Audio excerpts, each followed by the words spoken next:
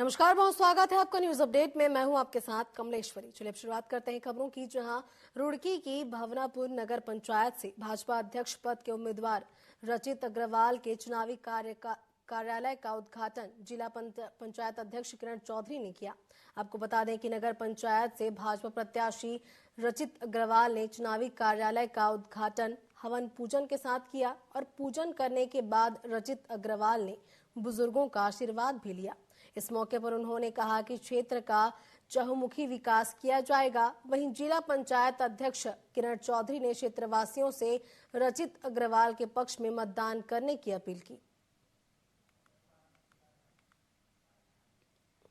रुचित भाई हमारा भारतीय जनता पार्टी का कैंडिडेट बना है। इन्होंने कार्यालय का उद्घाटन किया है। मैं सबसे पहले तो इनको बधाई और शुभकामनाएं देता हूं। और आप देख सकते हो कितनी भारी संख्या में हजारों लोग यहाँ पर इनको आशीर्वाद देने के लिए आए हैं। यहाँ की जनता में बहुत भयंकर उत्साह देखने को मिल रहा है। हमारे प्रधानमंत्री ने, हमारे धामी जी ने, हमारे मुख्यमंत्री जी ने कितना काम किया, उनके काम पर मोहर लगेगी। भारतीय जनता पार्टी की विचारधारा पर मोहर लगेगी। और रुचित भाई हमारे यहाँ के नेता नहीं, ब्रांड है। लोग बाग इनको पसंद करते हैं। मैं पार्टी के नेतृत्व को ये कहना चाहता हूँ कि मैं 100% यहाँ की जनता की तन मन धन के साथ सेवा करूंगा और आपकी भगवानपुर नगर पंचायत को भारतीय जनता पार्टी की झोली में गिरने का काम करूंगा। और निरंतर 5 वर्षों में मैं अभी अपने हर कार्यकर्ता को, संगठन के सब लोगों को और इस जनता को सबको आगे बढ़ाने का काम करूंगा। समस्याएं बहुत है। सबसे ज्यादा सफाई की समस्या है, अव्यवस्थित कॉलोनियों में सड़कें ना होना, पानी निकासी ना होना, समस्याएं बहुत है। बच्चों के लिए ओपन जिम ना होना, महिलाओं के लिए कोई भी ओपन जिम नहीं है कि जाके वहाँ अपना एक्सरसाइज कर सके या कुछ। उन सभी समस्याओं को ध्यान में रखते हुए आगामी 5 वर्षों के अंदर पूर्ण करने का मेरा पूरा लक्ष्य है।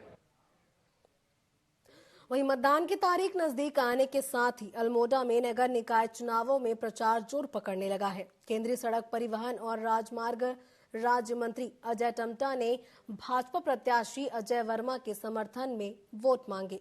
अजय टम्टा ने अल्मोड़ा नगर की पलाद बाजार में पैदल घूमकर भाजपा प्रत्याशी के पक्ष में प्रचार किया और इस दौरान उन्होंने अल्मोड़ा नगर निगम सीट पर कमल का फूल खिलाने का दावा किया। उन्होंने कहा कि पीएम नरेंद्र मोदी और सीएम पुष्कर सिंह धामी के नेतृत्व में अल्मोड़ा नगर में ऐतिहासिक काम होंगे।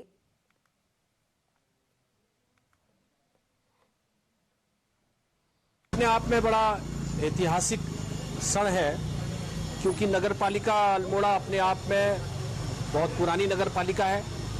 पहली बार नगरपालिका का चुनाव मेयर के रूप में हो रहा है और इसलिए ये अपने आप में पहला नगर का मेयर का निर्णय अल्मोड़ा की जनता ने लेना है। मैं तो इतना ही कहना चाहूँगा कि जो हमारे प्रत्याशी हैं अजय वर्मा जी बहुत सरल हैं, कर्मठ हैं, बहुत सभ्य हैं और पार्टी के बहुत वरिष्ठ कार्यकर्ता हैं और उनका जो समर्पण का भाव है लगातार अल्मोड़ा नगर के लिए रहा है। पहले भी उन्होंने एक चुनाव लड़ा है जिसमें वो थोड़े से वोटों से ही बनते रह गए और अब ये मेयर का चुनाव है। मुझे जिस प्रकार का माहौल और वातावरण दिख रहा है उससे मैं कह सकता हूं कि अजय वर्मा जी की एक ऐतिहासिक जीत इस अल्मोड़ा शहर से होनी है। वहीं मसूरी नगर पालिका परिषद के चुनाव को लेकर कांग्रेस ने अपना प्रचार प्रसार तेज कर दिया है। इसे लेकर कांग्रेस ने वार्ड 4 में बैठक आयोजित की, जिसमें प्रताप नगर के विधायक विक्रम सिंह नेगी ने बतौर मुख्य अतिथि शिरकत की। विधायक विक्रम सिंह नेगी ने कहा कि कांग्रेस ने मसूरी नगर पालिका परिषद में अध्यक्ष पद के लिए मंजू भंडारी पर विश्वास जताया है। उनका पूरा विश्वास है कि मसूरी की जनता इस बार कांग्रेस की अध्यक्ष पद की दावेदारी मंजू भंडारी और सभी वार्डों में उतारे गए सभासदों को अपना आशीर्वाद देगी।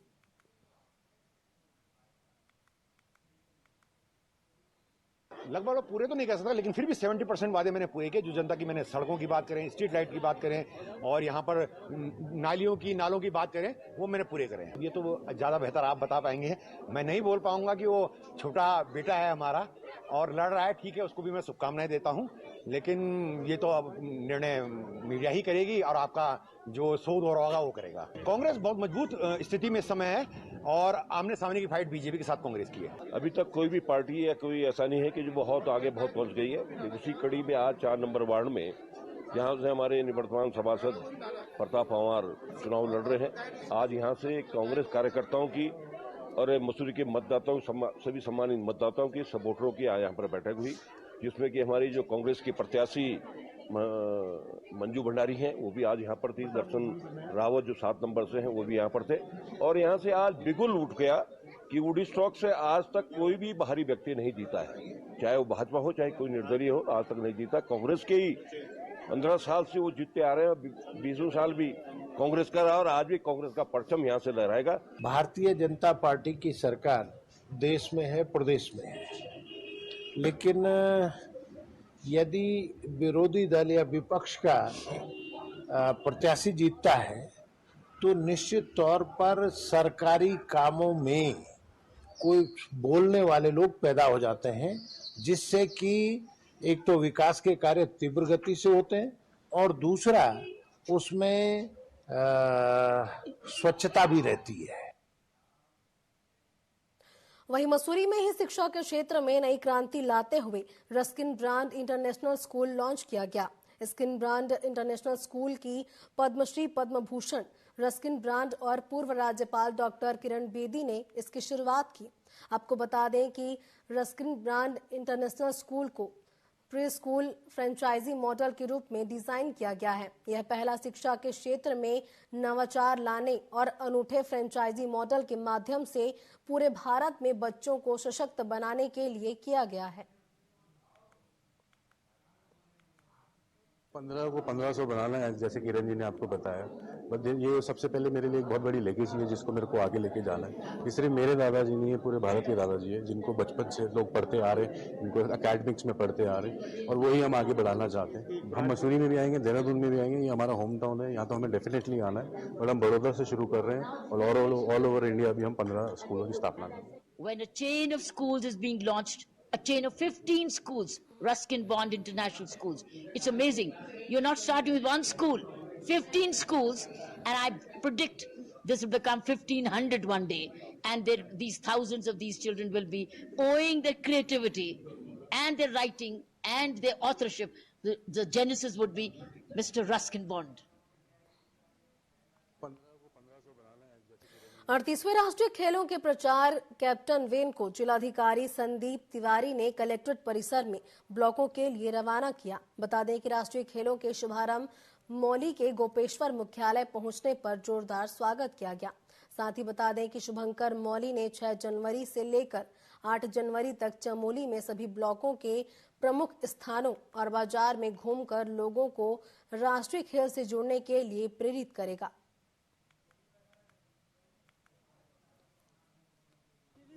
एथलेटिक कोच गोपेश्वर, तो हमारे पास ना बहुत अच्छी अपॉर्चुनिटी है। पहली बार उत्तराखंड को इतनी बड़ी अपॉर्चुनिटी मिली है कि नेशनल गेम हम लोगों को ऑर्गेनाइज करना पड़ रहा है, तो सब लोगों में बहुत ज़्यादा खुशी और एक्साइटमेंट है। राष्ट्रीय खेल का जो शुभारंभ है वो माननीय मुख्यमंत्री जी ने हल्द्वानी से किया था और ये वैन कुमाऊं के जिलों के होते हुए आज हमारे मुख्यालय गोपेश्वर में आई है। और इसमें जितने भी हमारे स्टूडेंट्स हैं, नेहरू युवा केंद्र से जुड़े हुए विद्यार्थी लोग हैं, वो आज आए थे और एक ये प्रचार प्रसार के लिए पूरे जिले में इसका भ्रमण होगा वैन का। अब खबर रामनगर से, जहां कोतवाली पुलिस ने शराबियों के खिलाफ नगर के विभिन्न इलाकों में अभियान चलाते हुए भारी संख्या में शराबियों को गिरफ्तार किया। पुलिस की अचानक हुई इस कार्रवाई के बाद शराबियों में हड़कंप मच गया और रविवार देर शाम पुलिस कर्मियों ने संयुक्त रूप से कई इलाकों में अभियान चलाया था। इसमें सीओ भूपेंद्र सिंह भंडारी ने बताया कि एंटी रोमियो अभियान के तहत गठित पुलिस टीमों ने अलग अलग स्थानों से 80 नशेड़ियों को गिरफ्तार किया है। ये रामनगर क्षेत्र में एंटी रोमियो अभियान एक चलाया गया, जिसमें अनावश्यक तौर पर सड़कों पर 3 सवारी शराब पी करके वाहन चलाने वाले तथा होटलों और ढाबों में जो है शराब पीने वाले व्यक्तियों के खिलाफ ये अभियान चलाया गया, जिसमें लगभग 80 लोगों के खिलाफ जो है कार्रवाई की गई है। 20,000 रुपये का जुर्माना वसूला गया है। 5 वाहन सीज किए गए हैं। अब रुक करते हैं रुड़की का, जहां हसनपुर के पास चेकिंग के दौरान बाइक सवार बदमाश ने पुलिस टीम पर फायरिंग कर दी। दरअसल घेराबंदी कर पुलिस ने बदमाश को आत्मसमर्पण के लिए कहा तो बदमाश ने पुलिस पर ही फायरिंग कर दी, जिसके बाद जवाबी फायरिंग में बदमाश के पैर में गोली लग गई। पुलिस ने घायल बदमाश को इलाज के लिए सरकारी अस्पताल में भर्ती कराया, जहां से डॉक्टरों ने उसे एम्स ऋषिकेश रेफर किया। एसएसपी ने कहा कि आरोपी लंबे समय से फरार चल रहा था और उस पर 10,000 का इनाम भी रखा हुआ है। पुलिस चेकिंग के दौरान एक व्यक्ति जो पूर्व में वांछित भी हमारे थाने से चल रहा था और 10,000 का इनामी था। पूर्व में गौकसी के मामलों में, साथ में चोरी के मामलों में भी वो वांछित लगातार चल रहा था।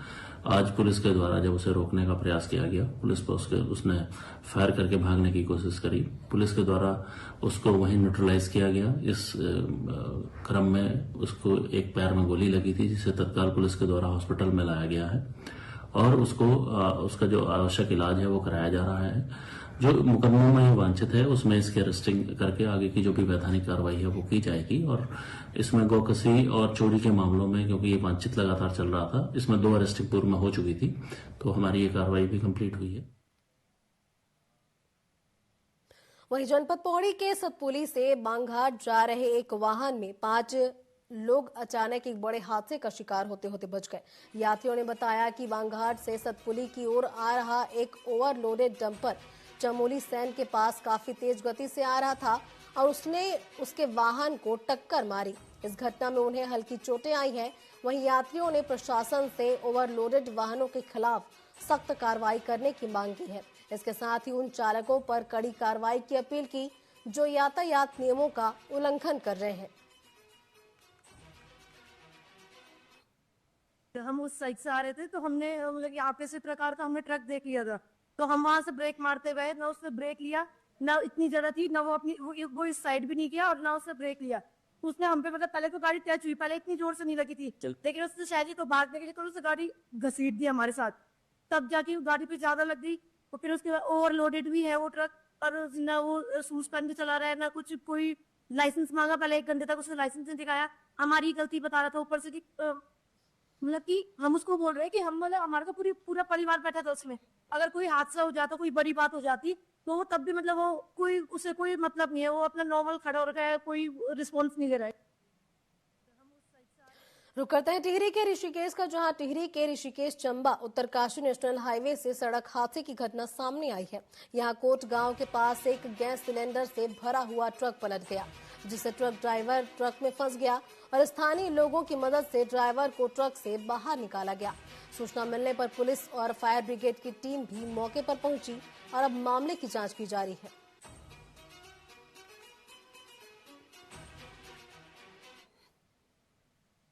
वहीं रुद्रप्रयाग से गुलदार के आतंक का मामला सामने आया है। दरअसल यहां रविवार की रात गुलदार ने अपर बाजार से कुत्ते को अपना शिकार बना लिया।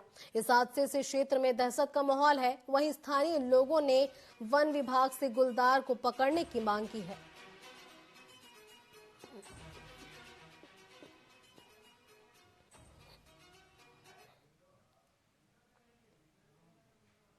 वहीं चंपावत जिले के ग्राम पंचायत गागर और चौड़ागूट के ग्रामीण आज भी सड़क से वंचित हैं, जिसके चलते लोगों में सरकार के खिलाफ काफी आक्रोश व्याप्त है। रविवार को दोनों गांव के लोगों ने अनुसूचित बस्ती खोल में बैठक आयोजित की, जिसमें ग्रामीणों ने कहा कि लंबे समय से सड़क की मांग कर रहे हैं, लेकिन अब तक उन्हें सड़क सुविधा नहीं मिल पाई गई है। अगर सरकार रोड नहीं बनाती तो वह इस बार होने जा रहे किसी भी चुनाव में वोट नहीं डालेंगे।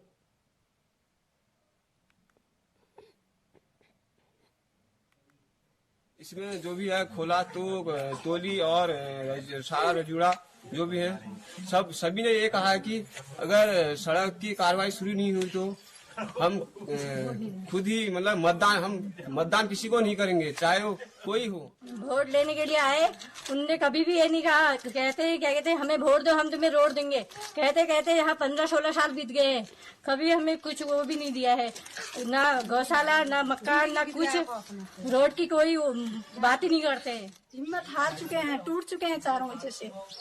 इसीलिए जल्द से जल्द हमें रोड चाहिए। इस बार हम किसी को नहीं देंगे वोट। यहाँ सब आते हैं हाथ जोड़ के हमसे वोट मांगते हैं, पर कहेंगे जो कुछ कहोगे हम तुम्हें देंगे, पर कुछ नहीं देते हो। उस समय वोट के लिए आते हैं, फिर उसके बाद पूछते नहीं, एक साइन करने को भी वो मंजूर नहीं होते हैं।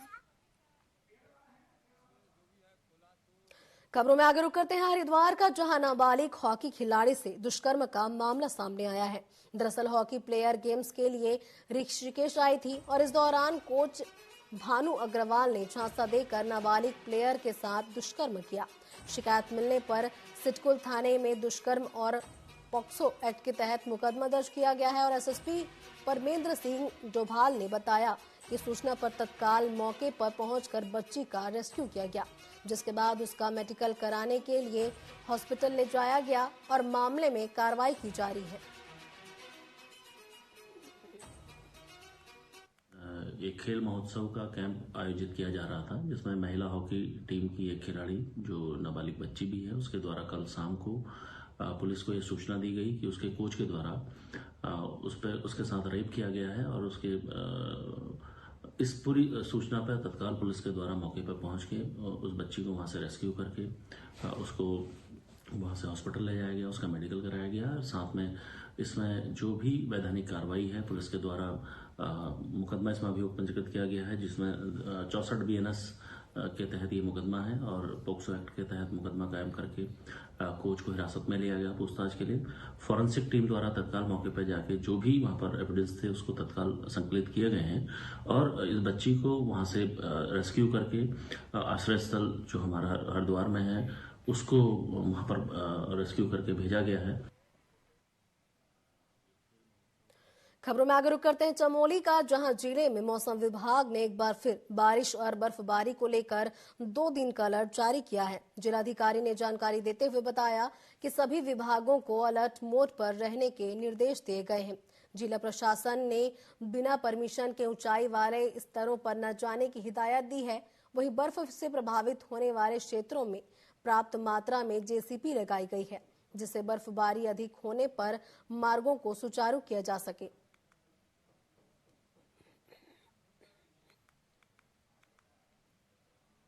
आज और कल का मौसम विभाग ने बर्फबारी का अलर्ट जारी किया है। उसको लेकर प्रशासन और सभी विभाग पूरी तरह से अलर्ट मोड में है और जितने भी हमारे मध्याधिक क्षेत्र हैं वहाँ पे पर्याप्त मात्रा में जेसीबी मशीन तैनात हैं ताकि कोई भी रोड लंबे समय तक अवरुद्ध ना रहे।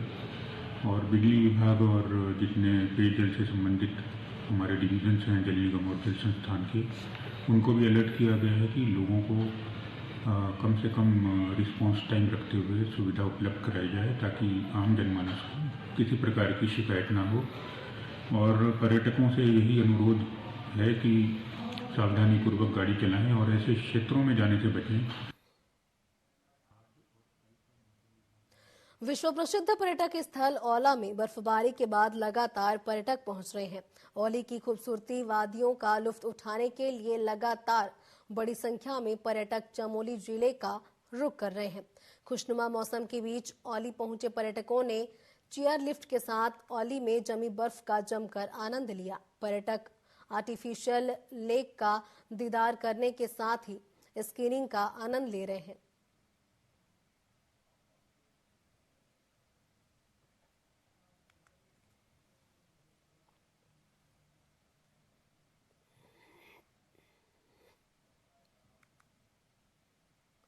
न्यूज अपडेट में फिलहाल बस इतना ही। आप बने रहिए TV24 के साथ। नमस्कार।